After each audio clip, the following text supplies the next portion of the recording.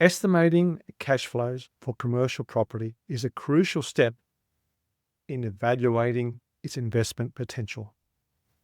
This is the process I go through with my clients to estimate cash flows as accurately as possible. Firstly, determine the gross income. Determine how much lettable area is in the premises, how many square feet or square meters are in the premises. Then research market rental rates for similar properties in the area, in a similar condition, whatever it may be. Then you simply multiply the estimate by the square footage and get an idea of what it is. Then you add additional income sources, for example, parking, storage areas, vending machines like washing machines and drying machines and anything else you may have income sources.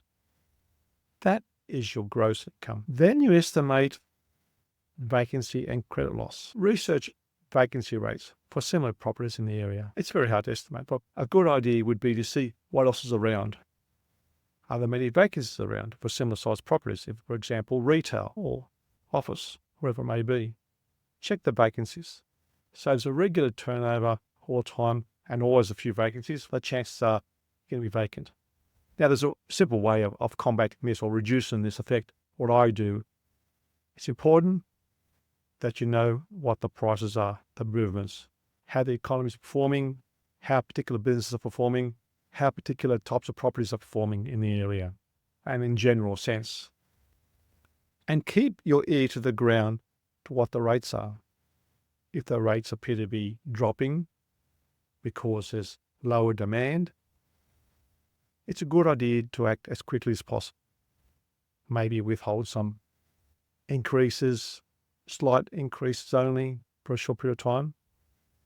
Try to look after your tenants the best you can, because I find that you look after your tenants in the bad times, that generally is a good chance of looking after you in the good times. Then you could possibly estimate things like bad debts. Again, it's important you have a good management structure in place. You follow up with rents. You have good leases drawn up to ensure that you're getting your rent.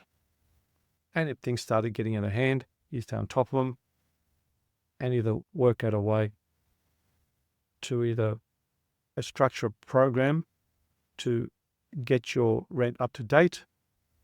If there's a problem, negotiate something which may lead to the tenant leaving the premises or getting a smaller size, reducing the size of the premises they're leasing, maybe some sort of structure to ensure you get your rent in time, because it costs a lot of money to get a new tenant. So if you can save some money there, you'll save you in the long run. So there you've got your gross income. That's the total receipts that are coming to you from all the rentals you have from all sources.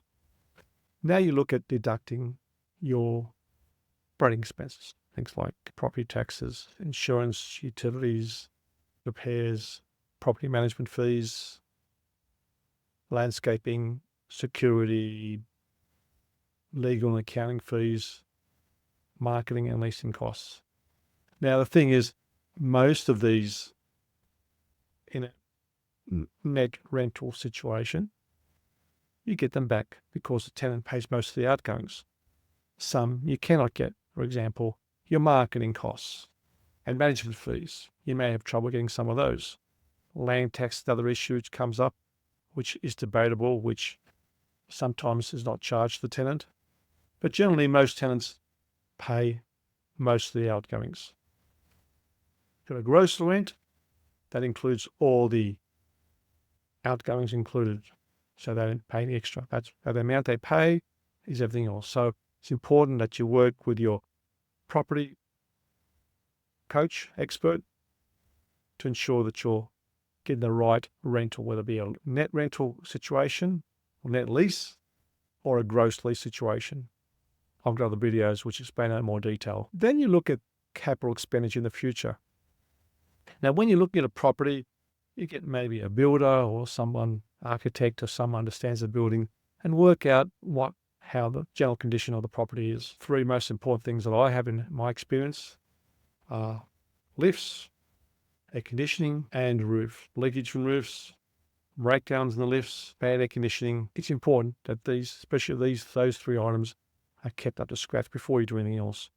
Then you look at things like maybe damaged machinery or walls, or refurbishing the toilets, bathrooms, improving the parking facilities, those sort of things. There's like second things, but you may look at ways of, is it going to produce more income by doing it? The client wants, and I make suggestions to them, and the question they always ask me, is it going to make us more money? We do it. If it's not, you don't do it. But in the future, what things can be improved to make the place more attractive to charge higher rentals? So look at all these things. There may be some urgent repairs. You don't want to be a situation that tenants feel uncomfortable with the premises. Otherwise, they'll walk away the first opportunity they get. Then you look at calculate the annual mortgage payments, principal and interest, other loan-related expenses, so you know how much it's costing you to borrow the money. Then you look at other things like taxes, maybe owing. You talk to your accountant to work that out. The considerations for accurate estimation: lease structure, reviewing existing leases to understand rent escalations, expense reimbursements, and lease expirations. So get together with someone who understands your situation. Have a business plan. Owning a building is like running a business. What is your intentions? Are you looking at doing minor upgrades in the future where there's no interference with tenants? Are you looking at major undertakings, as in completing gutting it? Or are you looking at total redevelopment? Is there a situation where there's a new zoning changes coming through, extra height limit? Maybe you might double or triple your height limit. That has to be factored in. So you say to me, how does that relate to my leases? What do I do with my clients? I organise the leases. So we say, all right, in 3-5 years, we may look at redeveloping the property, and we ensure leases expire at that time. So the option is there to either A, redevelop it, or renew the leases at the time. With a lot of situations I've seen clients may have 5 or 6 tenants, and they're all on expired leases at the end of 5 years. And there's this opportunity to redevelop it. But there's one tenant in there who's got 2 years to go, and they're held at ransom because the lease aren't congruent, aren't in sync with each other. So work with someone to ensure that doesn't happen. Have a plan. Unfortunately, most investors, property investors, don't really have a solid plan. They're just happy to just let it kick along, get a new lease, so 2x2, 3x3, whatever it may be, and keep it going, not realising what the consequences could be down the track. The property type. Now, as you've seen the situation, offices were good investments. With COVID, that's changed. Who knows, me coming back. Industrial used to be, weren't the flavour of the month. Now they are flavour of the month. The prices are increasing. We don't know what's happening, whether demand will be continuing to be high. Maybe it can be. Looks likely it will be still high, but we don't know. Then you've got retail. How is that changing?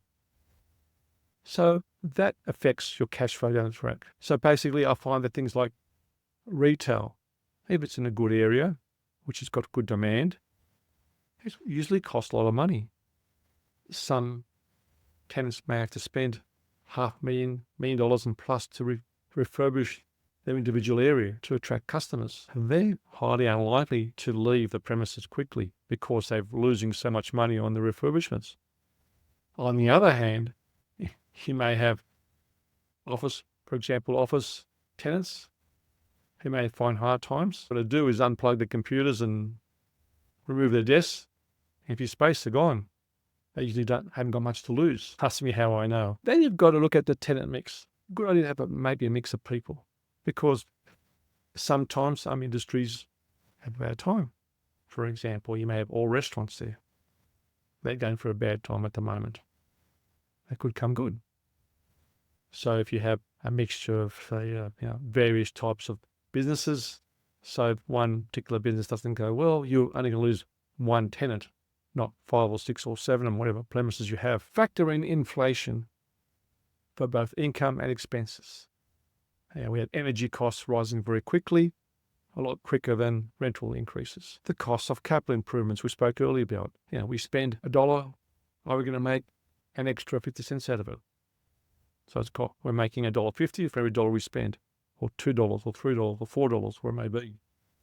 So look at the cost factor there. And also talk to your accountant regarding tax implications. Be aware of the impacts on your actual returns. By following this structured approach and considering these factors, you can develop a comprehensive and realistic estimate of cash flows. Remember that cash flow projections should be regularly updated as market conditions and property performance evolve over time. There's always things going around, some beyond our control. There's wars going on. We've had the COVID situation a few years ago. There's overseas interest rate increases, which affect every country. There's all these things coming to it. We can't predict the future.